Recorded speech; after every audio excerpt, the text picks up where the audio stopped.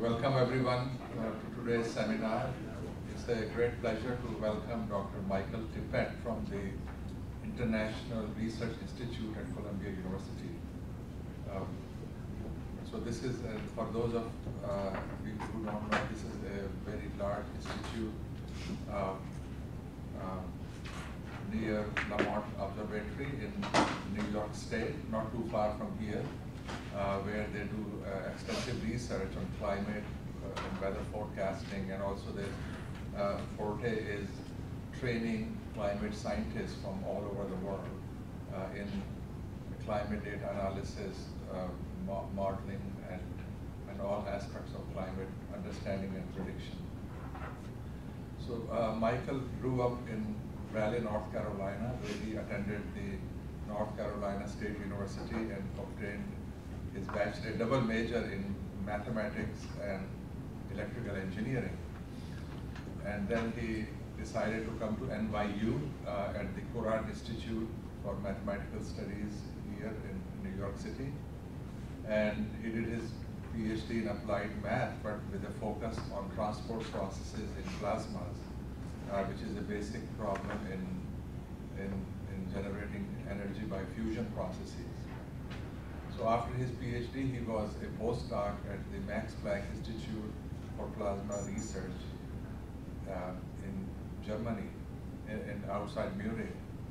Well, so with all this background in plasma physics, he happened to be visiting his wife's hometown in Brazil, and his wife is Susana Camargo, co-author of this work. And so then he found that actually the Brazilian government have recently opened their new major center for weather prediction and climate studies right in that town. So he applied for a job there and was hired. And he started working in weather research. And so for several years he worked on data assimilation techniques and so on. And then he came to IRI, the International Research Institute, where he has done really remarkable work in prediction theory and its application. He has more than 50 peer-reviewed papers on actual forecast techniques or forecast results for Indian summer monsoon, on ENSO prediction, on drought prediction in different parts of the world, and of course today's topic about tornadoes. And of course he has written several papers on the theory of predictability, including a very substantial, he's a co-author on a review paper in Reviews of Geophysics on prediction theory and information theory. So let us welcome Michael Tippett.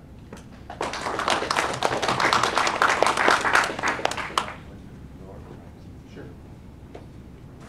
Okay, thanks for the opportunity to come here. I've never been to Stony Brook before, so enjoying my time very much. Thanks for that very kind and generous introduction. I know it sounds like I'm a little indecisive, but I think it's true. So my daytime job is not doing tornadoes. I work on seasonal prediction of temperature and precip, going out 6 months in advance, and we do that every month. I just finished this month's forecast. However, I somehow got into looking at tornadoes. Today I'm going to talk about that. Okay, so the outline of today's talk is first this question of why is connecting climate and tornado a hard problem? How does that work on short time scales? And then I'm going to show some results with a new index.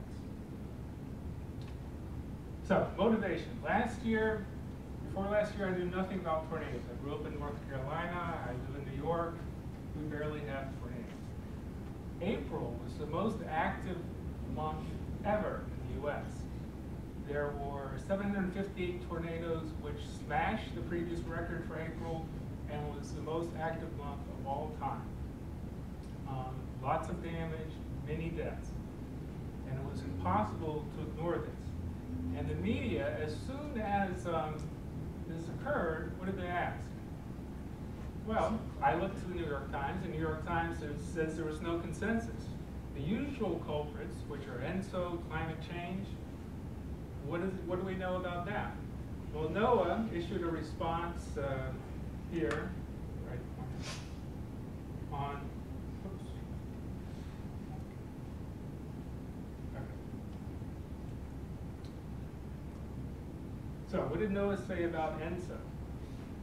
Because if you read in the media, there's often this connection between La Nina and a more active tornado season in the spring.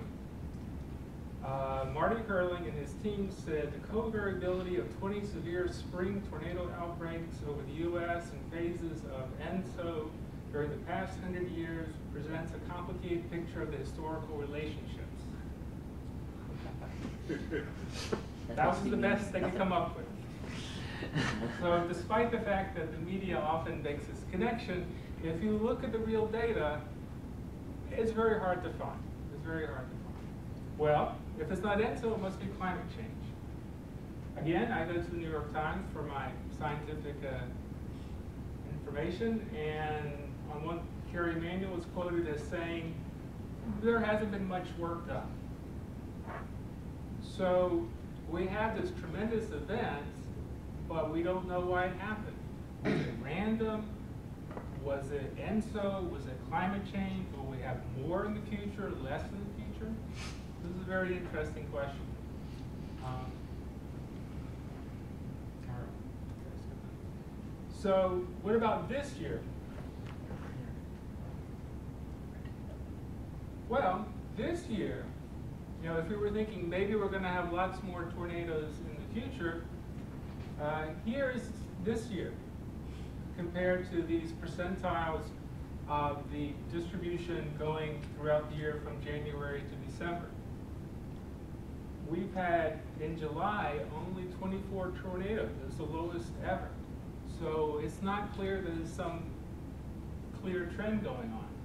And in fact, this has been described as a tornado drought, because the same meteorological conditions which led to drought in the U.S., this high pressure that shifted the jet northward, also changed the conditions that are responsible for tornadoes. That's kind of interesting, because drought is a big, large-scale thing. Tornadoes are little isolated things, but somehow they were affected by the same factors.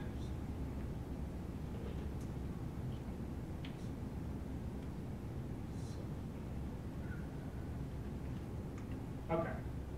Whoops. In the right direction. All right. Let's skip one. I think I have one out of order here. All right. So how do we answer this question of does something cause tornadoes? Well, since I have a mathematical background, I like to sort of say, well, what does that mean? Well, what we're asking is, what is the probability of tornadoes happening given that there's an ENSO, or given that we have climate change? So if you took statistics or probability, this is some sort of conditional probability, right? Is there a difference between the probability when you have ENSO or not? And there are two ways you can calculate these quantities.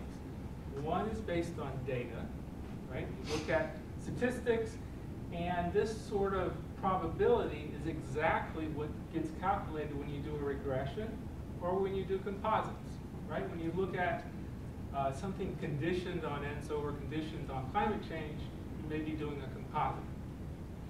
The other way you do that is with a dynamical model. You take your model for tornadoes, and you put in an ENSO SST, or you put in a warmer climate, and you see what happens to tornadoes. Well, can we do this? Again, I go back to the New York Times, since I'm a beginner at all this, and very nicely they say tornadoes present a particularly thorny case. They're small and hard to count, and scientists don't have a lot of confidence in their data. Well, that means method number one, the statistical one, is going to be challenging, right? You can't just use the data. What about method number two, dynamical models for tornadoes?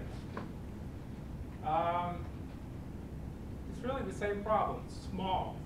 Tornadoes are very small. They may be only a few hundred meters across or smaller. They may last only a few minutes. computer models do not represent tornadoes at this point. So the two methods we have for answering this question of what changes the probabilities of tornadoes, neither one is going to work. Just in rebuttal, tornadoes are not in the least bit thorny, which is literally true, but I think they are a difficult problem. I'll just show one slide to sort of illustrate some of the problems with the observations. Tornadoes are classified according to their strength, going from F0, the weakest, F1 stronger, up to F5. This plot here shows the number of tornadoes in the US starting in 1950 and going through 2010. If you look at the number of weak tornadoes, it seems pretty clear there's a trend. Unfortunately, those trends can be explained to a large extent by changes in technology, changes in reporting practice. If you look here for the stronger tornadoes, you see seems to be a shift around the 90s from higher to lower numbers. That's also about the time that Doppler radar was introduced more completely. So it's very hard to use the observations just as they are to do statistical analysis. All right. So the basic question I'd like to know is, if we know the environment, can we say something about the tornado activity for a month? So if we know what's going on that month, can we say this month will be active or this month won't be active? Likewise, I'd like to know, what is it that makes one month more active? Is it because some change in the distribution of the environment has completely shifted, or is it just the extremes have expanded? That's sort of a basic scientific question behind a lot of this work. All right, so on short time scales, synoptic time scales, there's a lot already known. In fact, this was the motivation for all this work. This is a forecast made on April 26th, and it's verifying for about the next day. And what it does is it shows enhanced probability of tornadoes in exactly the region where they happen. So clearly something that forecasters can predict that affects large scales is well correlated with tornado activity, at least on short time scales. This is from an outbreak prior to the drought this year, which happened in April, and it's quite remarkable because it's the first time that the Historic Prediction Center issued a 7-day forecast. Usually it's 1 or 2 days, so they started saying something 7 days out and verified. Okay. Again, this is all, I think, evidence showing the large-scale environment controls tornado activity. More recently, we had our own little outbreak. The red one must be our tornadoes. Another example. Okay, so how do they make these forecasts? There are different ways. Sometimes it's a guy sitting in front of a screen looking at multiple quantities and then coming up with a number, right? And because tornadoes are so difficult to forecast, that experience of the forecaster is extremely valuable. What do they look at? Well, some of the things they look at are typically measures of convective instability, things like K, measures of vertical shear between different levels. Helicity is another quantity.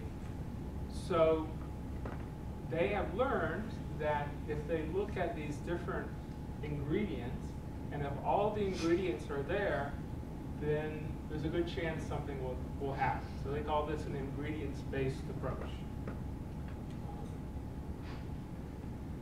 Some of the work that supports that, this is from a paper by Carol Brooks and co-authored. And what they did was they looked at soundings which were in the vicinity of severe thunderstorms. And they looked at Cape, which is a measure of convective instability, and they looked at the vertical wind shear between 0 and 6 kilometers. And what they showed were the frequency of severe thunderstorms, F2 tornado, significant hail, and wind gusts. And it's quite clear that as you increase Cape and as you increase the wind shear, the frequency of these severe weather events also increases. For that reason, they came up with this parameter, which was just the product of Cape times shear, and they called that, I think it's the significant severe parameter. And when that parameter exceeds some value, they say something's going to happen. That's this value, right? This is this 10,000 when you exceed 10,000, so that on the right side of this, some things happen, and on the left side, there's dump. However, you also see that maybe they should have drawn the line like that. So clearly, there may be optimal ways to weight these different parameters that give you more information about the probabilities. Here is another similar calculation. This time, what's interesting is the previous calculation used sounding data, and we believe sounding data.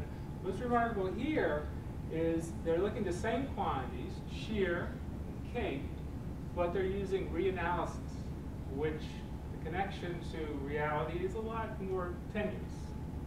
And still, with the quantities, and particularly Cape, I mean, Cape is certainly a highly derived quantity from in the analysis, but still, they see this relationship with your needing the product of Cape and shear to exceed some value before you have severe thunderstorms. All right. If you take the reanalysis data and you do that calculation, you measure Cape and you measure vertical shear, and you do it every 6 hours, and you do it for years and years. I think in this case they just did a couple of years. At every grid point, you can figure out where you have favorable tornado parameters. And we see that many features of what we expect are reproduced. We see the maximum. Sorry, this is NAR analysis? This is NSEP. So this is pre-NAR existence. So it's somewhat impressive that with a very coarse 2.5 degree resolution, you get things kind of in the right place. This is probably not quite right. I was talking earlier today, it really doesn't even rain much here, so it's hard to have a tornado without a thunderstorm. There are some places in the US, like Florida, where you have tornadoes which don't come from supercells. So these parameters are certainly associated with supercells, so you don't get what's observed in the tornado record. There's a place in Colorado which has the most number of tornadoes of any county in the US for reasons I don't quite understand, associated with the Denver cyclone or something. And again, many of those are weak and not associated with supercells, so this kind of approach isn't going to work. It also won't work for the tornadoes that are spawned from tropical cyclones. Right? So this is only getting a certain part, but it certainly gets the main center of action in the US. All right, so that was all introduction, and now the new part. The new part is, how do we develop an index which relates the monthly tornado activity with the environment? Why did I pick monthly? Well, I'd like to answer some questions about the impact of ENSO, the impact of climate change, and I know those quantities have a signature on long time scales, right? ENSO is a very persistent phenomena in the Pacific. It lasts many months. So it should have an impact even on these monthly statistics. Also, since we rely so much on models, we don't expect models to do a terribly good job of getting the daily synoptic variability. So I'm sort of saying, what's the least amount of information I can put in and get a useful answer? All right. I borrowed a method, so the method is not new. This method was first kind of used for tropical cyclone genesis. Again, people very early recognized you can look at the environment. In the case of tropical cyclones, you need warm enough SST, not too much shear, you need moisture, and some vorticity. If you look at those ingredients, you can make a map of the world and figure out where tropical cyclones happen and where they don't. They don't happen on the equator because no vorticity. They don't happen too far northward or poleward because you don't have warm enough SST. Variability in shear, for instance, in the Atlantic explains a lot of the variability in the Atlantic hurricane activity. Here's an example. Here are the observations. So this shows the number of tropical cyclones maybe over a 40-year period at each grid point. We see the usual places of activity. And then what's shown here are two indices which are based on either NCEP data or ECMWF analysis. And you get the main features. Okay? You get the features. You get the dependence on latitude fairly well. And in some basins, this index also does a good job of explaining interannual variability. So this is the procedure that I then applied to tornadoes. Okay? So what does the index look like? It's very simple.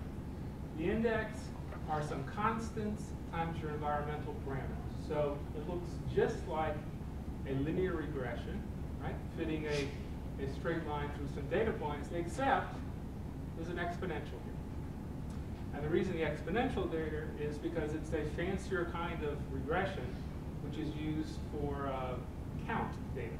So obviously, if you did linear regression, you would have a line, and line means that some values are negative, and a negative count doesn't make any sense. So this type of regression is designed for quantities which are always positive and take on integer values.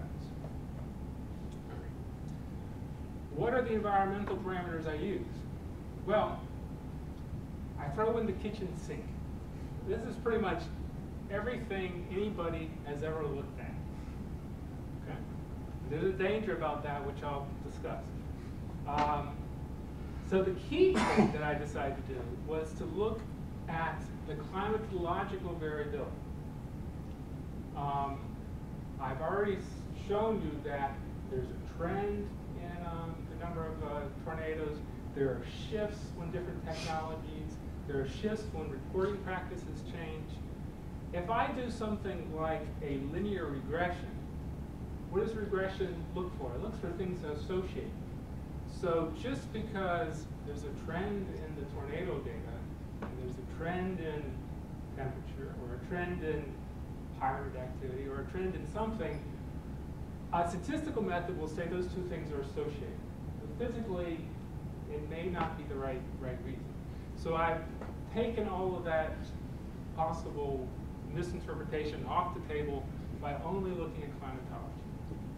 It also means I have a much smaller sample size, because my sample size is going to be months of the year, right? So it's an annual thing, 12 months of the year, and I'm only doing it for the US, so I have the number of grid points that I have in the US. I'm using the NAR data on a 1x1 grid, and then using the usual records for tornadoes. I'm also looking at all of them. Sometimes people pick stronger ones or some combination. The results don't really change that much. I think I've that. Oh, there's one more reason why fitting the climatology is a good thing to do. Then I can go and say, oh, does it explain interannual variability? Whereas if I had used the interannual data to fit the model, that would be cheating, right? So I'm giving myself a clean way to see if I'm explaining interannual variability. So for dynamical modelers, how do you tune a model? You tune it until you get the climatology, right? That's the first sorts of things you want to get. So in some ways, this is analogous. I'm going to get the climatology right, and then when I apply it to interannual data, that's an independent verification that things are working or not working.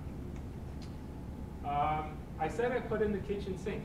I have up to 10 predictors. So what happens if you fit things with many predictors? Sometimes one dominates the others.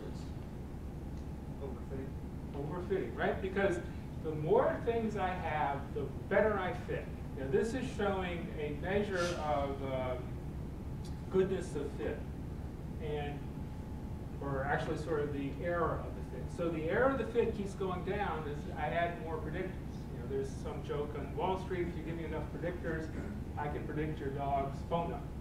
You can predict things that aren't real. You can predict the noise.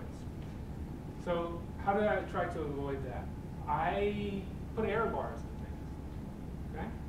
So this is the error of the fit using one predictor, which turned out to be convective precipitation, which is a model-dependent measure of convective instability.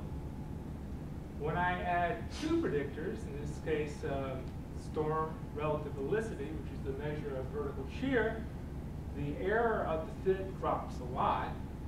But when I add all this other stuff, it's not significant, okay? Because typically, when you are able to put a error bounds on things, they're only significant when they don't overlap. So yes, using all these predictors does improve the fit, but based on my data, I can't say it's significant. It may be important, but the data doesn't justify it. So some of the things that were in here that didn't get picked are cape, elevation, because we know that tornadoes aren't usually seen at elevation, but interestingly, that doesn't turn out to be a great predictor. That's a good question. So your convective precipitation is derived from NSAC analysis, or it is the derived from NAR convective precipitation, which, you know, the thing that's supposed to be good about the NAR is this precipitation, so we can hope that it's, but again, it's a model derived. So have you tried to see whether it works if you change to another precipitation estimate? Yes. And for instance, I looked at the CFSR, and the convective precipitation is quite good. So that the index is different as well. Okay.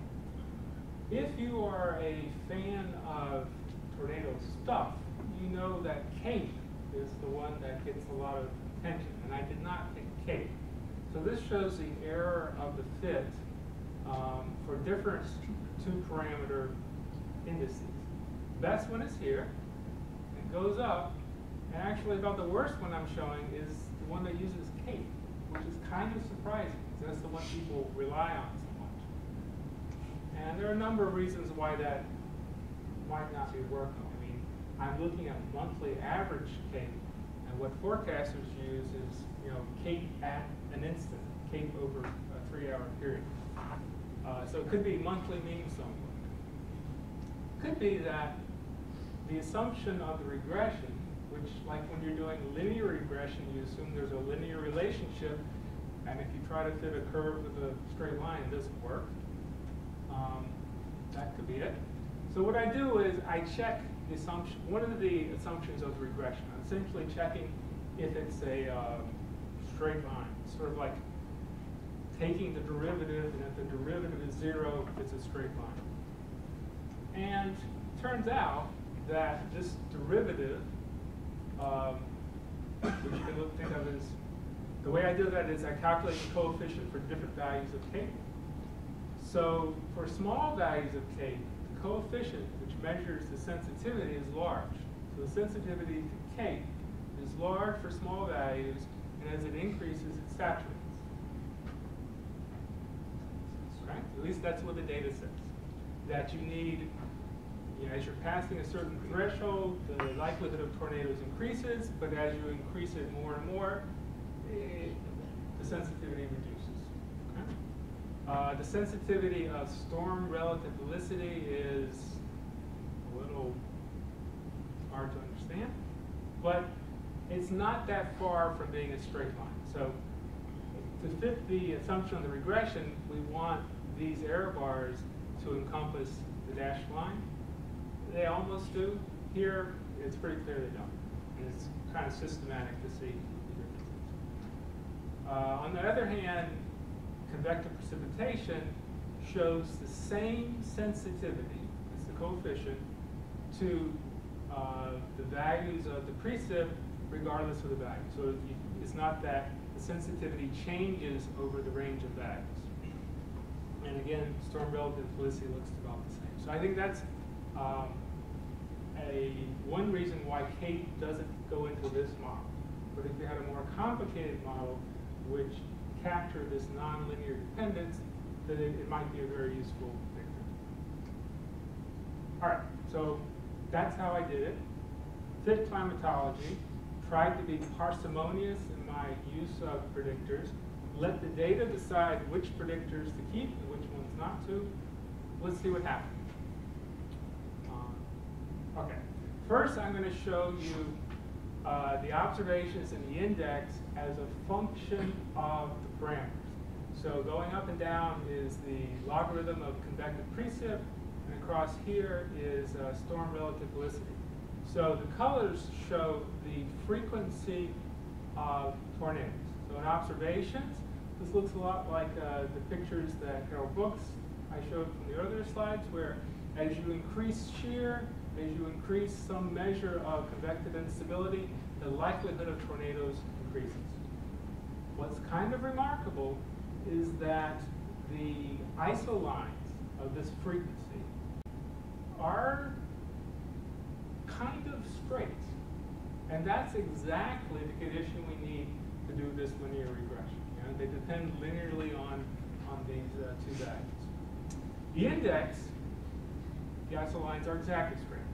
And these isolines I have put over here.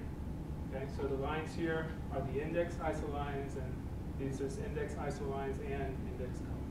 So this one is designed to be like that, and they look mostly similar, particularly in the most active areas. There are some problems in these two boxes. What is box one? Box one is where we have low shear and low convective precip, but the observations say, tornadoes, and the index says, no way. And conversely, over here where we have relatively high helicity but low precip, the index says pretty few, and the observations say none at all. Right? So certainly for the bulk of the distribution of tornadoes, the dependence on the parameters looks reasonable. You can see where the problems are. They're not scattered randomly through time and space. The box where the observations have more than the index are in Southern California, where apparently they have occasionally tornadoes. Who knew? You see the values are pretty small, so this is like, half a tornado some 1 month and even less. And then this is the place where the index, it wants to put tornadoes, and the observations say no. And it's west of the Rockies where we don't have any tornadoes in the winter. Okay, so we can think of winter storms as generating this vertical shear, and the index responds to that, whereas in reality they don't have it. Okay, so let's look at We looked at the climatology only as a function of the parameters. So let's look at the climatology as a function of space and as a function of month. Looking at space, here are the observations. Here's the index. Looks a bit like the one that Brooks came up with the NCEF. We see, we have a nice maximum in the right place, central part of the U.S. A few tornadoes over elevation, the Appalachians, the Rockies, a few west of the Rockies. The index tends to go a bit too far south. Okay? It does not get this maximum seen in Florida, which is due to non-supercell, sea breeze, and other things. It doesn't get our place in Colorado, which has all these tornadoes. The spatial structure, if you look at either zonal or meridional means, looks pretty not bad, considering we put in 2 parameters and we fit 3 numbers. Okay, the regression has 3 numbers. The factor that multiplies convective precip, the coefficient of storm relative velocity, and the intercept term. And those 3 numbers are used at every point for every month. So we've used a lot of data to fit relatively few parameters, so that seems good. To get a sense of the distribution through time, we can look what is the month that has maximum activity. And color scale shows going through the year. We see April and June, sort of in the central part of the U.S. We see that there's this sense of a migration from south to northwest, with the latest being maybe August here. And the index seems to represent a lot of that structure as well. And because it's based on smooth fields, it's not noisy as the observations are. So it seems to be capturing some of the migration of the tornado activity throughout the annual cycle. To look at the annual cycle a little more in detail by month, we can take the totals over the continental U.S., and the gray are the observations, black is the index. We see that it shuts things off pretty well in winter. It captures the correct phasing, but the amplitude in spring of the index in black, it underestimates it. And the ramp down in fall, it doesn't do sharply enough. You can look at the 2 factors that go into the index and take, for instance, storm relative velocity and replace the convective precip by something that doesn't depend on the annual cycle. So if only storm relative velocity varies, we see that that has its maximum in winter, right? When you have stormier conditions, you have more shear. On the other hand, precip has its maximum in summer. It's the white parts, and goes down in the winter. When you multiply those 2 together, actually just multiplying the 2 spatial averages, you get something that has the right phasing. So the fact that the maximum for tornado activity is in spring, whereas the maximum precipitation, the maximum CAPE is in summer, it's because it's the product of these 2 things, and they're slightly out of phase. So you get the maximum in spring because the shear, the storm relative velocity, hasn't quite died off by springtime, and the precip is already ramping up. Whereas in fall, it's not quite the same. So that's why you have this asymmetry between spring and fall, as explained by these parameters. Okay. So I showed you that the annual cycle was pretty good when I took the sum over the continental U.S. How does it do regionally? So this these are two measures of skill. This is something related to RMS error, scale to go from 0 to 1, or from -1 to 1. And this is a correlation. You see, the patterns are the same, and they're sort of telling mostly the same story. The story is there are problems here, southeast and in Florida. Problem here, I think, in Missouri. But in a big part of the country, it's getting the annual cycle pretty well. If you look at places where there are problems, both in the Missouri case and in the Carolinas, I think the one in the Carolinas is maybe, well, in both cases, it's because there seems to be a secondary kind of season in the observations. We have the peak, spring, it goes down, sort of comes back up. And in late summer and fall, the index has a hard time shutting off. Likewise, in the Carolinas, we don't have so many tornadoes, but because we have this secondary peak in September, it seems reasonable to think that perhaps that's due to the remnants of hurricanes, which again, that's not something this index is designed to capture.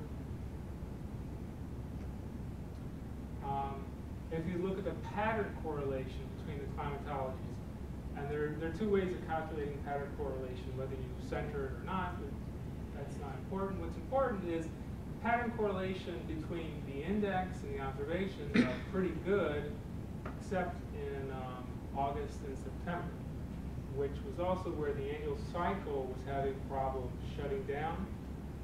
Go back to this picture. So, same thing that's causing a problem with the total is also causing a problem with the pattern. I'll flip through some of the pictures just to get a sense. So this is April observations index. See, things are sort of starting down here. The index is going too far to the south.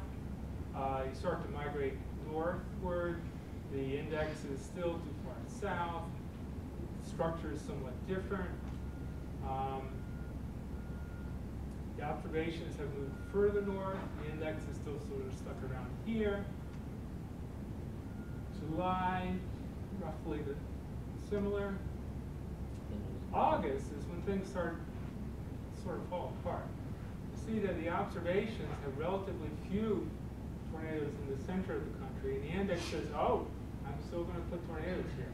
So this is the reason why there are too many tornadoes in August in the annual cycle, because of this difference here. Why do you think there aren't tornadoes despite the parameters being favorable? That's a good question. There's sort of two ways I've thought about it. One is, let me just go to the next one. So September is like August, but worse, right? The observations are really shutting down here, and the index is just going along. So what's going on in different months? I made the assumption I can get away with an index which works every month, and that's failing. So if I go through and I calculate the index month by month, all right, I get a different index every month. I just use the data from that month, and I only have the spatial variability. This is the value I get when I use the whole year, and these are the values I get when I use individual months for the sensitivity to convective precipitation. It looks pretty constant. However, for the helicity, what's going on? High sensitivity, and then all of a sudden, low sensitivity. So I've thought about two different ways of explaining this. One is that even though we have high values of convective storm relative helicity in the late summer, early fall, there's some additional factor that's left out of the regression, and that's making the index too strong. All right, if I had used a weaker index, it would work in September. You could imagine that maybe you don't have that same diurnal contrast.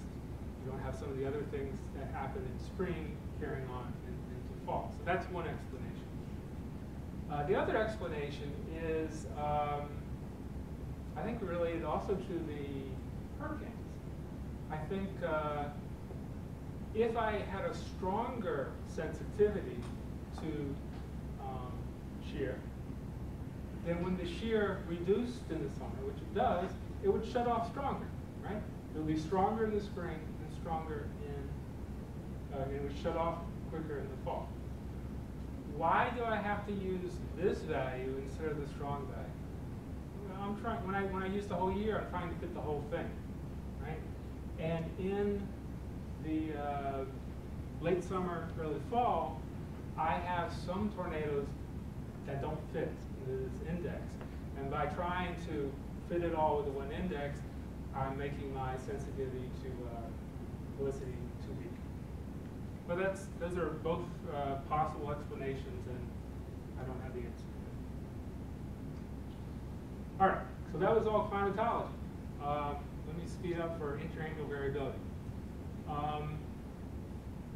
First, I look at U.S. totals. So this is the whole country, which probably not the most useful information because you can't tell the whole country to go hide under their bed because there'll be a lot of tornadoes this month.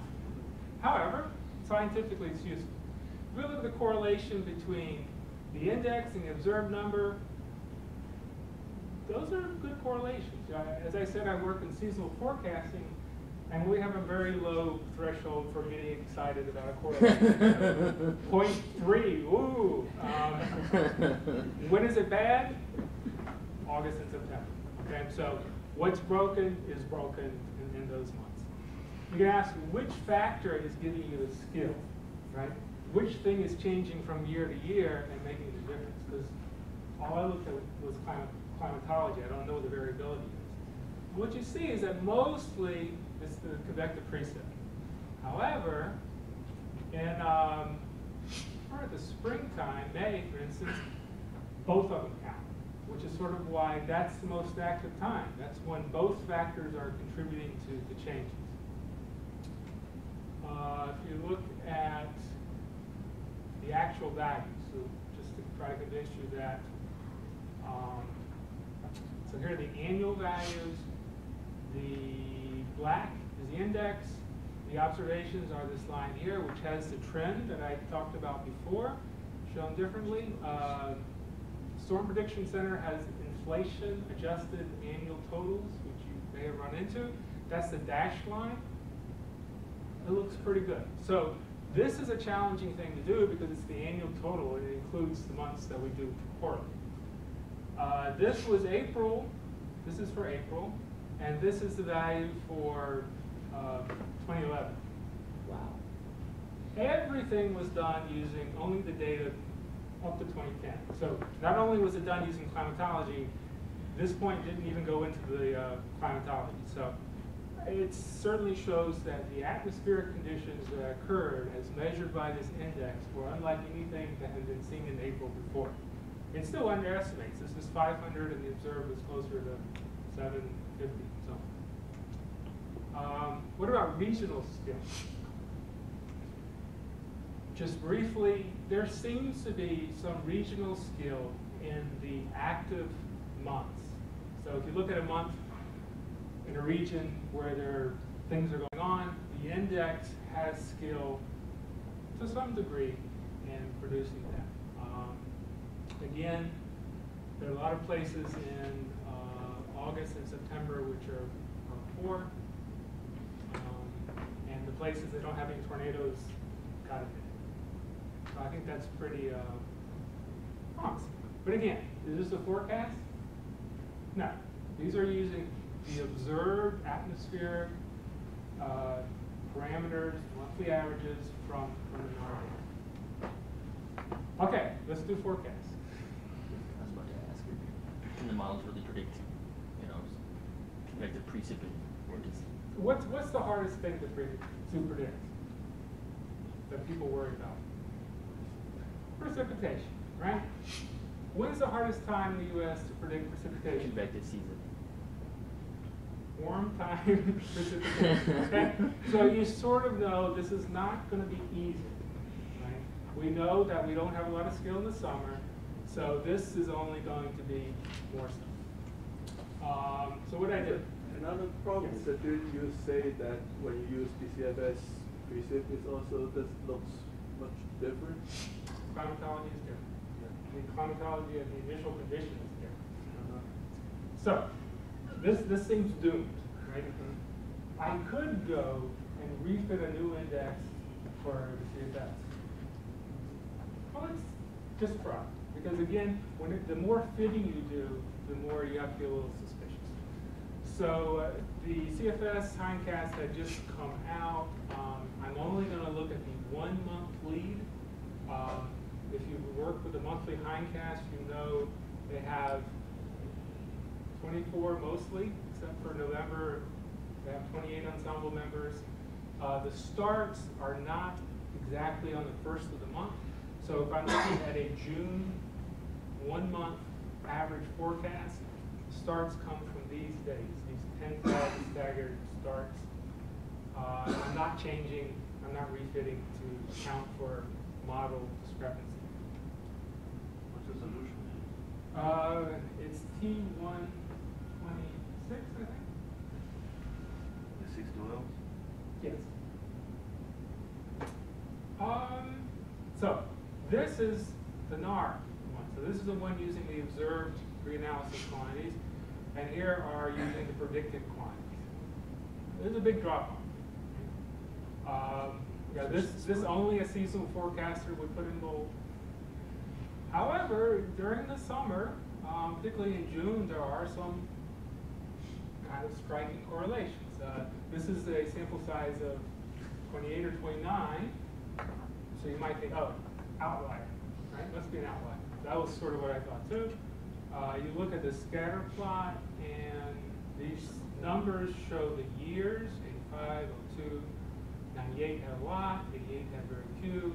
This is the index value. These are the observed numbers.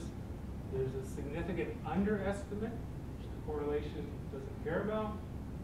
But this correlation of 0.72 that we saw for June, it's because it's a real correlation, right? It's not outliers or odd things going on. Regional correlations, I did the same thing that I did before with NAR, and again, most places is very low. June does pretty well some places. There are regions, particularly in the central U.S., where just from looking at the climatology, you get the idea that the index is capturing a lot of what's going on, and there is some skill there. Again, it's hard to say what one would do with such information if you had a seasonal outlook. Perhaps FEMA could decide where to move things if you thought you had enough regional skill, perhaps that sort of thing. So I think with any forecast of low skill, you have this question, is it of utility? But certainly from a scientific viewpoint, it is interesting that you're able to predict quantities which are tied to these extreme events which happen on such small timescales. Okay, so conclusions. We have shown that you can connect monthly averages of these environmental quantities with events that happen on timescales of minutes, on spatial scales of meters, tornadoes. This index represents some of the climatological variability for the annual cycle and some gross features of the interannual variability. We see this as a useful tool for going back and explaining what happened last year, right? Because now what people do is they go back, they put last year's SST under an atmosphere, they run it, and they look at stuff. They look at where's the jet, they look at what's the moisture convergence, what's this, what's that. But this gives a nice tool which connects the environment to tornadoes in a way that's been demonstrated to be fairly reliable. Possibly extended range prediction, and you can apply this index to climate projections, and that would maybe tell you something about what a future climate might hold. So I like the fact that we've been able to show that this index works for climatology, it works for interannual variability, And only then would you feel halfway confident about using it for projections. Because if your method doesn't explain the current climate, doing a difference between current climate and projected ones is just doing a difference, right? If you're not getting the current climate right. And some indications of predictability. Okay, I think that's it. Thank you. Maybe some questions? Yes, Mara. Yes, Mara. You didn't show the formula itself. It's pretty close, right? I have a number times convective precipitation, a number times storm velocity, constant, exponential the whole thing. And those numbers are estimated to be. Yes, Kamazima. Yeah, I was still wondering about Cape, and since I'm not an atmospheric scientist, I've forgotten. Doesn't it have shear? Is it the vertical shear? Why? It's looking at the convective available potential energy. So it's looking at the tendency for upward. So it's more related to the convective properties of the column. It doesn't have shear in it?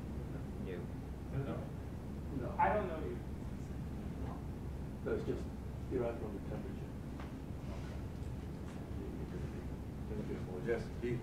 For the predictor selection, did you try variations with, for instance, adding the predictors in different orders and seeing how that affects the variance explained?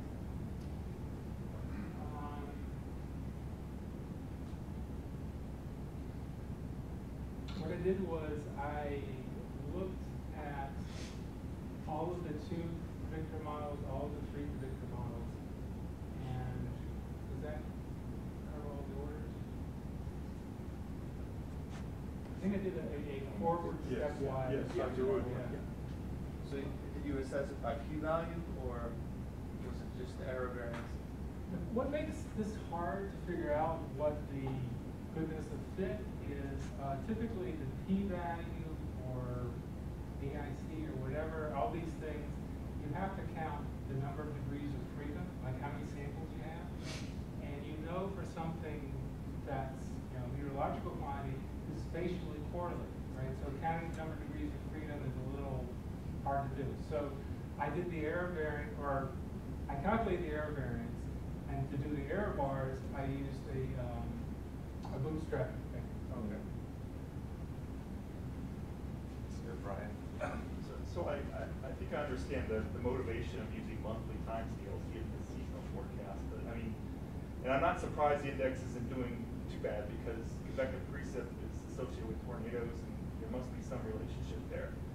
I guess I'm concerned from a climate projection. I mean, many of these projections are anticipating rather subtle changes in some of these parameters like shear and maybe instability, so forth. So maybe does that motivate perhaps also doing this on a daily time scale to, where you have the NAR data and you can actually try to separate days that have high instability or convective precip and shear, because some days you have high, a lot of convective precip but not shear. A monthly index is kind of blending that all together, so you can't really separate that. And yeah, that's my concern. Yeah, I think that's a perfectly reasonable thing to do. So I can develop an index which is designed to work on daily timescales or whatever 3-hourly timescales. And because really all the index is doing, it's a way of integrating these parameters into a different number that has something to do with tornadoes. Because you could do the same thing, say, just with Cape in NAR and Cape in your projection, and look at the distribution, the PDF of those things, and make a statement. All this is letting you do is combine a couple parameters into something that's related to tornadoes. But yeah, I think that's. But you're still correlating to tornado counts, so a daily analysis would have a problem with sample sets for tornadoes. I use zeros. You used zeros. I used the zeros. And that was another comment I had where I think coming up with a grid can be very ambitious statistically because of sample size. Even if someone had a regional perspective, where you may be able to get a larger sample, say Northeast versus Midwest, That's true. You may be able to pull that off with the daily, for example. Yeah, but one thing that is nice about this method is it doesn't mind zeros, because zeros are part of the answer. Zeros are related to the baseline frequency. This big Lou had a question. It might be interesting to see the statistical significance of the text for two steps. First will be the individual factors, with count. Individually, some of them could be significant, and some of them might be not. Second thing will be you have the index, you regress index with the counts. Different seasonal, different locations. I would think some of them maybe not statistically significant, for those not insignificant locations, these lower number was. That'd be interesting. Well, it's a good reminder that using correlation on things that aren't Gaussian is wrong. So you ignore all the stuff with correlation. You should also do something like rank correlation, which is non-parametric. So pretty much the same results hold for rank correlation. With regard to, what's the first part? Statistical significance. In some sense, the bootstrapping thing that I showed is a way of doing statistical significance, because what you'd like to show is that the model with no parameters is significantly worse than the model with one parameter. I didn't show you that one, but first we get to that interval distinct, and then the model with two parameters is distinct from the model with one. So I don't have a formal significance test, but by being able to put error bars on the fit, I can say that things are significantly better. Yes, Edmund? Yeah, just thinking about in terms of climate projections, have you thought of using something sort of not as model dependent, like convective precipitation, which seems to be very model dependent? So even if that index doesn't work as well as convective precipitation, but it could actually work better with the model if it's not as model dependent. That's a point. That's a point. When I use this methodology with Kate, the results were quite poor. But that may be because I'm looking at monthly data. So maybe if I go back to daily or higher resolution, or if I build in this nonlinear dependence, Kate might be as good as correct. The other thing that the convective precept gets at is typically when people talk about the ingredients, they say you need shear, you need convective instability, and you need pixie dust, which they call convective initiation. That's missing. And somehow, at least the convective precept says at least it's green. So just having Kate and Felicity, you need something to initiate it. And that's not in any of these ingredients. Vertical motion, maybe? I don't know. No one will tell me. I would try W or omega or something. I've tried some with omega. So there are no more questions, so let us thank Dr. Tippett.